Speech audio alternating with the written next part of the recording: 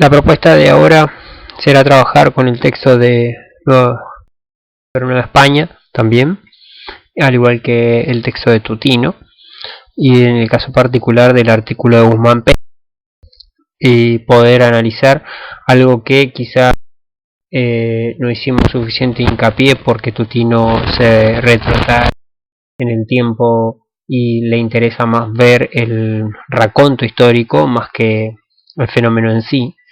Entonces habría que pensar que el proceso de independencia mexicano tiene la característica de que no es un proceso direccionado o en una sola dirección, sino que es un proceso de avance y retroceso constante, donde de algún modo Hidalgo, que es el caso que vimos en Tutino, lidera un intento revolucionario temprano para el proceso histórico necesario quizá en el caso mexicano, y entonces se encuentra con un frustrante resultado. Pero cuando veamos a Guzmán Pérez nos vamos a encontrar que hay gérmenes, pero esos gérmenes están más dispersos de lo que a simple vista parece si nos quedáramos únicamente con el texto de Tutino. Es interesante siempre el ejercicio comparativo. Pensemos que el proceso revolucionario en el territorio del virreinato del Río de la Plata, que en términos generales compone a casi todo el territorio argentino, Bolivia, parte de Perú y buena parte, digamos, Paraguay y Uruguay. Tenemos un solo intento juntista o un solo intento levantista previo a 1810, que es la Junta de la Paz, que es reprimida por el ejército liderado por Cornelio Saavedra, y un año después Cornelio Saavedra es uno de los que lidera ese intento juntista en Buenos Aires. Poco antes de ese 25 de mayo hay un intento juntista liderado por Álzaga, un héroe de la reconquista luego de la invasión inglesa. Entonces es muy particular encontrarse con el caso argentino o el caso del Río de la Plata, donde los intentos juntistas son tardíos y mucho más revolucionarios, si uno quiere, porque acaban por apuntar mucho más rápido a un proceso de independencia o de autonomía. En cambio en México, que son mucho más tempranos, aparecen como mucho más aislados y mucho más dispersos. Bien, avancemos sobre el texto de Guzmán Pérez. En principio, esta lógica que ya habíamos puesto en Tutino, la lógica de una crisis hegemónica, donde teníamos un pacto de sujeción, aquel pacto en el cual el pueblo cede su soberanía al rey para que el rey los proteja, basado en la lógica del derecho de conquista, de que el conquistador tiene derecho sobre el conquistado, pero no dejando o no abandonando la imagen o la figura de un rey padre protector de esa comunidad a la que acaba de conquistar. Entonces es una conquista pareciera civilizatoria, colonizatoria. Entonces siempre el que conquista lo hace en un tono bondadoso, y en esa bondad esgrime la lógica de la sujeción. Yo acepto la dominación porque el que me va a conquistar es mejor que lo que yo tenía. Es liberadora la conquista. Bien, ¿qué me permite a mí esta crisis hegemónica? La emergencia de una serie de imaginarios, podríamos decir de ideologías que estaban impresas, ¿sí?, en la cultura hispánica americana, y que no se hacían del todo evidente debido quizá al peso de la hegemonía que establece el Imperio Español y que genera de alguna manera la sumisión, la innecesaria idea de pensar un cómo. La particularidad de la caída de la monarquía es justamente que es la hora de pensar cómo hacer cuando no está el rey. Y lo que pone en evidencia es un conjunto de identidades colectivas que están superpuestas. O sea, yo puedo ser a la vez indígena, partícipe del cabildo indígena, pero a la vez ser mexicano aparentemente, una identidad que empieza a emerger, pero que puedo ser mexicano siendo indígena, igual que el hispano criollo mexicano, igual que el afrodescendiente mexicano. O sea, hay unas identidades superpuestas en torno a mi identidad corporativa, como artesano, como afrodescendiente, como militar, como campesino, pero paulatinamente como mexicano. Bien, ¿qué es lo que nos plantea? Bueno, básicamente existe una necesidad de realizar una relectura, dice Guzmán Pérez, para resignificar ese cosmos social. O sea, esa manera de interpretar el mundo que tiene esa sociedad de la época. Y esta es una crítica muy fuerte que genera Guzmán Pérez al principio sobre lo que la historiografía hasta ese momento ha podido aportar. Es muy interesante porque ambos textos, el de Tutino y el de Guzmán Pérez, apuntan en principio a una crítica a lo que la historiografía clásica dijo sobre el proceso de independencia. Hay una reinterpretación muy fuerte tanto de Tutino como de Guzmán Pérez, siendo que ambos autores tienen posturas completamente distintas, una mucho más institucional que la de Guzmán Pérez y una mucho más social, vinculada a los movimientos sociales, que es la de Tutino. Bien, ¿qué es lo que plantea entonces Guzmán Pérez? Que la hegemonía hispánica trasciende el hecho mismo de la dominación, o sea, es más allá de la dominación concreta, de gobernar a esos súbditos. Y esa hegemonía lo que queda es impresa en la cultura, en identidades, en comportamiento. Y por lo tanto, no estando el rey, todavía esa dominación va a quedar impresa en la cultura de las personas. Bien, durante su propio dominio, los españoles generan un conjunto de múltiples identidades que tienen que ver con esto que ya planteamos del derecho plural y jurisprudente del sistema español. Eso significa que a cada una de las castas le va a corresponder un sistema legal distinto. Y ese sistema legal distinto les va a generar identidad hacia el interior de la...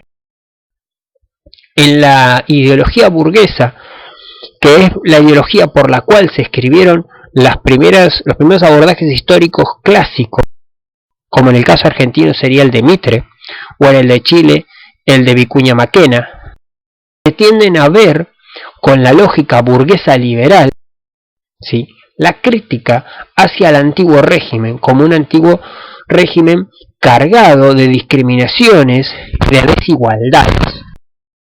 Lo interesante, ya hoy pensándolo, es que esas desigualdades tienen como contrapartida, como virtud, el reconocimiento de derechos basados en esas propias desigualdades. Eso significa que a cada casta le corresponde un derecho propio y por lo tanto ese derecho es inalienable. O sea, es mucho más duro y más fuerte que el derecho positivo en esos términos. El derecho positivo le da a todos todo y hace muy difícil controlar que todos accedan a ese todo. O sea, la igualdad ante la ley en el derecho positivo, en el derecho burgués, aparece como una promesa, pero lejos está a veces de ser un hecho, de concretizarse, que todos seamos iguales ante la ley. La diferencia sustancial que aparece en el derecho hispánico, que es plural, que a cada uno le corresponde su derecho, y es jurisprudente, significa que juzga con lo hecho, no con la ley. ¿Sí? Si en otro caso se juzgó parecido, yo tengo derecho a remitirme a ese caso para poder ser aplicado a mi persona. Más allá de lo que diga la ley, los bandos del virrey, las órdenes reales, lo que diga la recopilación de India, es que existe un caso en el cual se haya resuelto de otra manera. Por eso es un derecho muy particular. Y eso imprime muchísimo en la individualidad e individuación de los grupos y de las corporaciones. Las personas quieren ser tratadas según se lo trató a otro en otro momento. Y siempre voy a buscar dónde quedó la vara más alta, dónde quedó en mejor situación para poder defender mi posición. Entonces, ausente el rey, ¿sí?, la soberanía que el pueblo había dejado en el rey vuelve al pueblo, o sea, retrovierte.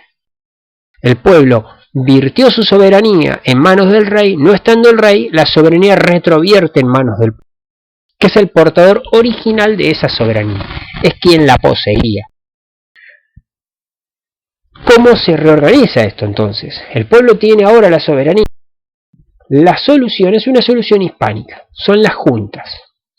Acá vamos a hacer un pequeño paréntesis para que se entienda.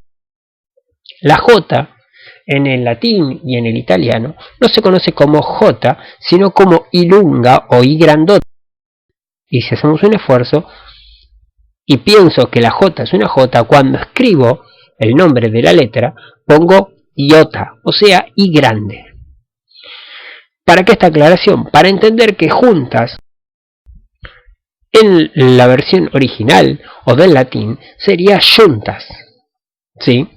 El cabildo como institución que agrupa a los pueblos, a las corporaciones, como ya dijimos en la explicación anterior, es sinónimo de cabildo, ayuntamiento. Y las juntas son justamente eso, ayuntamiento.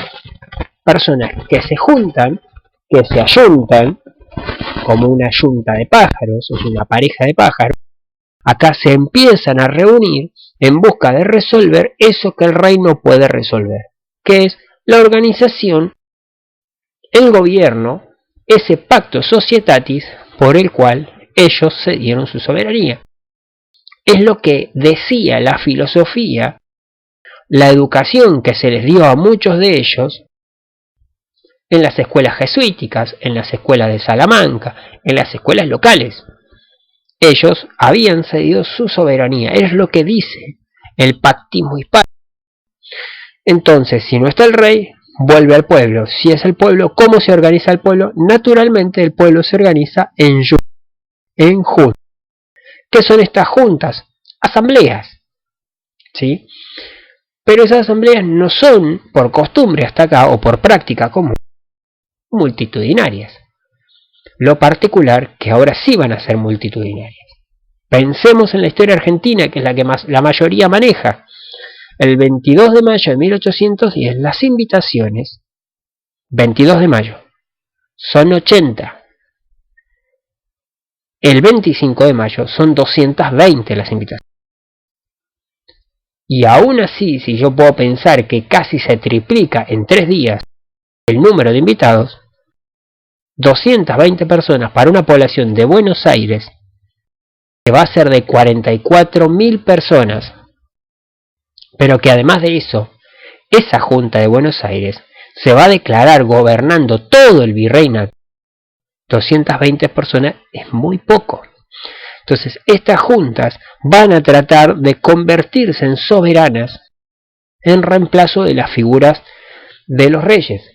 El conflicto hispánico más importante es que no está el rey, pero sí están los sujetos que el rey designó. Llámese virreyes, gobernadores, capitanes generales de cada uno de esos espacios.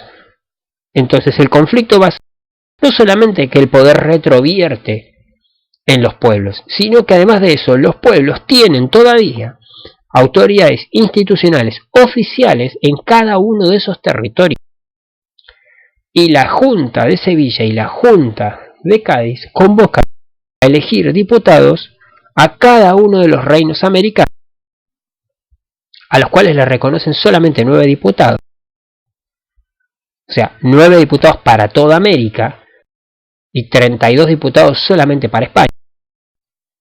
Más allá de ese detalle que genera conflictos, al llamar a elegir diputados, significa que la Junta española convoca por encima de los virreyes a las juntas. Y en algunos casos se logra congeniar, realizar juntas con los virreyes todavía como tutores, como es el caso de la Junta del 22 de mayo de 1810 en Buenos Aires. Es una junta que todavía preserva al virrey como líder de la junta. Así. Bien, estas juntas se pueden identificar, según Guzmán Pérez, en 5 grupos generales. Hay otras más, pero podríamos decir que hay 5 grupos en general. Las supremas, que son esas juntas que ambicionan mantener la integridad de un territorio, así como fue o intentó ser la Junta del 25 de mayo de 1810 sobre Paraguay y el Alto Perú, intentó convertirse en una gran Junta Suprema. La Junta Fidelista, o sea, esas juntas que se reconocen todavía protectoras de los derechos del rey, o sea, fieles al rey. Las juntas autónomas, que no necesariamente tienen que ser fidelistas, pero lo que sí es claro es que consideran que no tienen que estar sujetas a una Junta Suprema. Es el caso de la Junta de Paraguay, que considera que como el poder retrovierte en el pueblo, retrovierte en cada uno de los pueblos. Y Paraguay es un pueblo que no es el pueblo de Buenos Aires. Por lo tanto, la Junta de Paraguay se declara autónoma de Buenos Aires automáticamente y no da derecho a esa Junta Suprema que se intenta colocar en Buenos Aires. Luego aparecen juntas independientes, o sea, aquellas que declaran la independencia. Este es el caso también de la Junta de Paraguay, que automáticamente, como se declara autónoma, en cuestión de meses declara la independencia. Y otro conjunto es el conjunto de gubernativas, que básicamente son esas que toman medidas de gobierno, ¿sí?, manteniendo cierto grado de lealtad con respecto al rey. Vamos a dar un ejemplo de vuelta con Buenos Aires. La Junta del 25 de mayo de 1810 es una junta provisional, se define así, provisional, gubernativa, fiel protectora de los derechos de Fernando VII. O sea, todo ese es el título de la Junta del 25 de mayo. O sea, gubernativa, provisional, gubernativa, fiel protectora de los derechos de Fernando VII. Por lo tanto, sería gubernativa, fidelista y con un intento de ser suprema. O sea, 3 de los 5 puntos que marca Guzmán Pérez. También Guzmán Pérez reconoce cierta temporalidad en las juntas. En el caso mexicano reconoce 2 momentos que en Latinoamérica se dan bastante bien. O podríamos reproducirlos. 1808, dice, muchas de esas juntas, ¿sí?, de 1808 son creadas por convocatorias de la Junta de Residencia de Sevilla para proponer sus propios diputados. O sea, son juntas en 1808 movilizadas por España. No por el rey, porque ya obviamente ha sido destituido, pero sí movilizada por los diputados que se juntaron en Sevilla, convocada desde ahí. Por lo tanto, las de 1808, la mayoría de esas juntas son fidelistas, son protectoras de los derechos del rey, y muy pocas tienen ambiciones de autonomía o de ser independientes o gubernantes. Todas apuntan a elegir diputados para organizar el reino completo, ¿sí?, el imperio. Las de 1810, la gran mayoría emergen, dice, como resultado de la crisis hegemónica. Cuando es evidente que no está el rey, ni la Junta de Sevilla ni la Junta de Cádiz puede hacer algo en esa situación, por lo tanto se genera lo que en pocas palabras podemos llamar un desparramo, ¿sí? El imperio se cae a pedazos, y en ese caerse a pedazos lo que manifiesta es un conjunto de movimientos autónomos que supera lo que Sevilla o lo que Cádiz quieren hacer con los territorios americanos, y genera como situación problemática, conflictiva, que la gran mayoría de todas estas juntas de todo el continente van a tener propuestas variopintas que superan incluso esas 5 tipologías que construye Guzmán Pérez. Bien, ¿qué pasa en Nueva España? Que hoy conocemos como México, todavía esto no es México, se llama Nueva España. En 1808, entre julio y agosto, se debate la legitimidad política. ¿Quién es soberano y qué tipo de soberanía? O sea, se organiza una primera junta convocada por España, y lo particular es, bueno, sí, organizamos juntas, elegimos diputados, pero ¿quién es el soberano? Si el rey no está. ¿Sí? Y si no está el rey, elegimos nuestros diputados, pero ¿qué tipo de soberanía hay que construir en base a eso? O sea, las preguntas son, ¿para qué elegir diputados si no hay rey?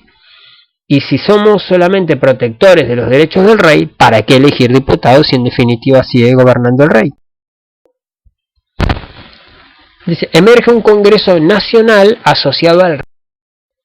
O sea, buscan la estructura de un Congreso Nacional, o sea, una estructura suprema, para hacerlo en palabras de esas tipologías, pero que está todavía asociado al reino. Hay algo acá muy importante para Guzmán Pérez, es esa mezcla entre el concepto de Congreso Nacional, o sea, dos tipologías modernas de Estado-Nación, de Congreso en términos democráticos, pero que respeta la estructura del reino, que es la estructura del antiguo régimen. También hay una Junta General que convoca a las corporaciones. O sea, tenemos una Junta General con la misma ambición que ese Congreso Nacional, pero que está convocando, de algún modo mucho más tradicional, a las corporaciones. ¿Qué son las corporaciones? Las corporaciones son los artesanos, los comerciantes, los ganaderos, los indígenas, o sea, las iglesias, son los cuerpos de la sociedad. En 1809, en Valladolid, se organiza una Junta Nacional con representantes de cada pueblo de la provincia. Entonces acá volvemos a una lógica de una junta al estilo de antiguo régimen, pero con representantes. Eso me habla ya de una lógica de democracia representativa. No podemos estar ausentes de la influencia de la independencia norteamericana, que está pegado. ¿Sí? En 1776 tenemos la independencia de Estados Unidos y el país vecino, México, en 1808 inicia su proceso de independencia, de autonomía o de crisis hegemónica, y las influencias tanto de la independencia de Estados Unidos como de la Revolución Francesa son evidentes, y la emergencia de figuras similares a la democracia representativa es inevitable, y a la figura de pueblo. En 1809 se reconoce una Junta Suprema y un conjunto de juntas subalternas. Esto lo que me muestra es que en estos 2 años, o sea, en 1808 y 1809, los imaginarios colectivos en torno a la política todavía tienen germen de una ideología propia del antiguo régimen y ya tienen el germen de lo que podríamos llamar ciertos conceptos de la democracia burguesa liberal. Esto es Congreso, Nación, la idea de representante. Bien, ahora vemos estas hibridaciones, justamente porque son hibridaciones, hay mezcla de cosas que generan híbridos como resultado. En 1810 tenemos la insurrección de Hidalgo, que ya la vimos, con la diferencia que Tutino presta más atención a la cuestión del levantamiento popular que a la cuestión institucional. Y en esa insurrección Hidalgo crea un híbrido conceptual que es un congreso, ¿sí?, que reúne al reino, a las ciudades y a las villas y a los pueblos sin los españoles. O sea, acá hay un híbrido interesante, porque si ese congreso no va a convocar a los españoles es porque está buscando una independencia.